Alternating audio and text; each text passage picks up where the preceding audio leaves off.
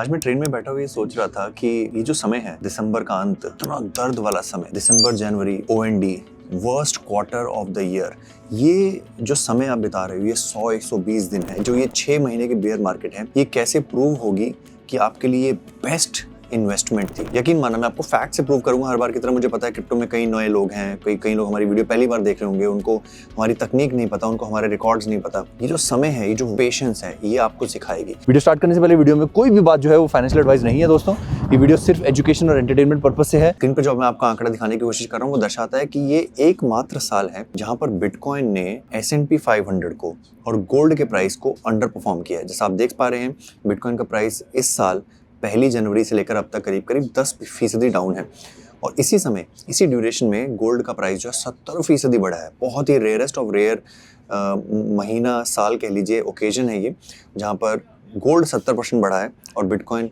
10% के करीब नीचे गया है। S&P 500 भी इस साल अपने हर साल की तरह, अगर हम पिछले 100 साल का एवरेज देखें S&P का, तो वो करीब 14% वार्षिक एनुअल रिटर्न देता है।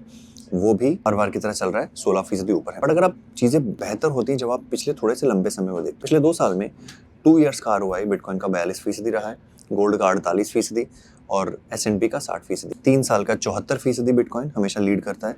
गोल्ड के मुकाबले 2 गुना गोल्ड ने 36% रिटर्न दिया था 2023 से लेकर अब तक, और S&P मात्र 22%।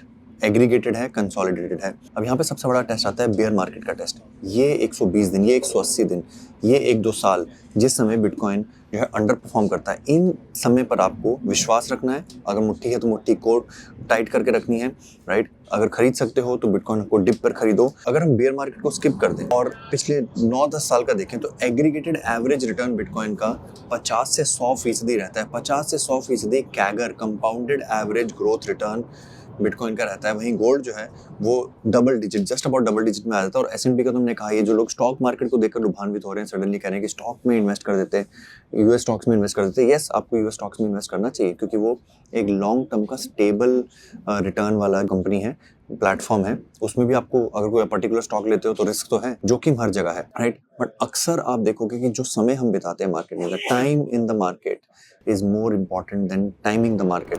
मार्केट को टाइमिंग करने की कोशिश मत करो। ज़्यादातर लोग वही खोज में लगे रहते हैं कि हमें पता चल जाए कि हमें कब क्या खरीदना है। कोई ऐसा व्यक्ति निकला नहीं है जिसने 100% बॉटम पर चीज़ें खरीदी और 100% टॉप पर बेची हो। ज़रूरी है ये समय, ये पेशेंस, ये लम्हा, इसको बिताना, इसको जीना और सोचना कि जो भी हम चीज़ होल्ड करते हैं, चाहे वो बिटकॉइन, चाहे ऑल्ट कॉइन्स भी। हालांकि हम एक बहुत ही सुदृढ़, एक सटीक 50-30-15-5 में विश्वास करते हैं। हमारा मानना है कि हमें अपने जीवन को, हर चीज़ को 50-30-15-5 में लेकर चलना चाहिए। क्रिप्टो खरीदते हैं तो 50% bitcoin, 30% Ethereum Solana, 15% shit coins और 5% ट्रेडिंग।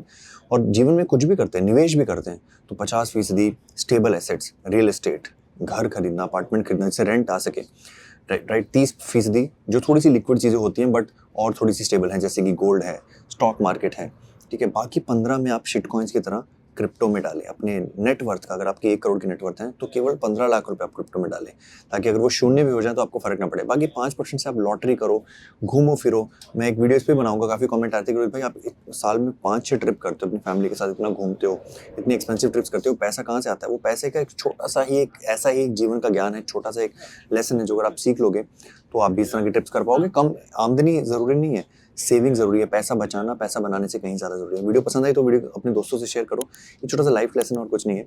बाकी अपना ख्याल करो, अपने माता पिता का ख्याल रखो। धन्यवाद, जय हिंद।